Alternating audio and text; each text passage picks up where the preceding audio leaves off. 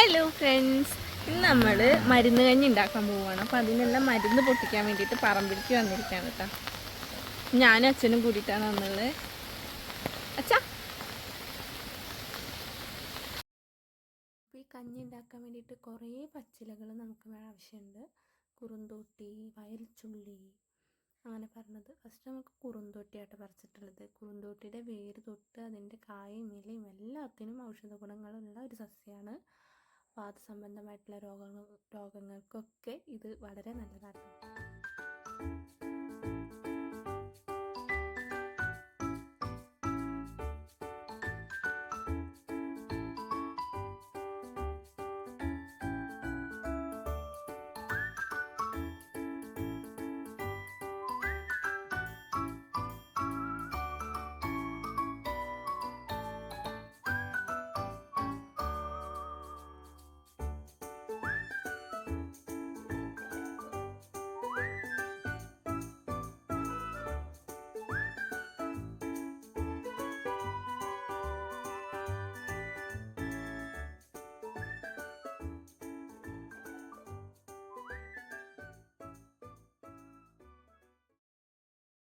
പിന്നെ ഞാനും അച്ഛനും ഒരുപാട് നടന്ന് തപ്പി കിട്ടിയൊരു സംഭവമായിട്ടത് മുത്തള്.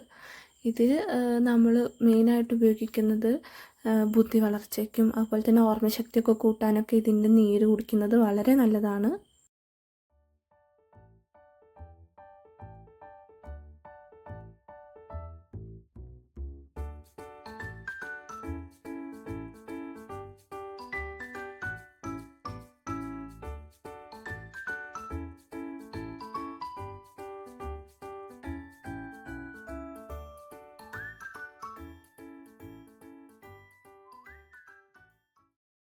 നമ്മൾ പറിച്ച് വെച്ചിട്ടുള്ള ആ ഇലകളൊക്കെ നന്നായിട്ട് കഴുകി വൃത്തിയാക്കുക. പിന്നെ വേണ്ടത് നന്നാരി ഇലം കെട്ടിയാണ്. അതിൻ്റെ തൊലി നന്നായിട്ട് എടുത്ത് നന്നായി ക്ലീൻ ചെയ്തിട്ട് അരച്ച് പേസ്റ്റാക്കി വെക്കണം. പിന്നെ നല്ല കുത്തരിയുടെ അരി ഉണ്ടല്ലോ, അതും തേങ്ങ ചിരകിയത്, ഉലുവ, പിന്നെ നമ്മൾ നേരത്തെ പറഞ്ഞ ആ പേസ്റ്റ് ഉണ്ടല്ലോ, ആ വേരിൻ്റെ പേസ്റ്റ് അതാക്കി വെക്കണം കേട്ടോ.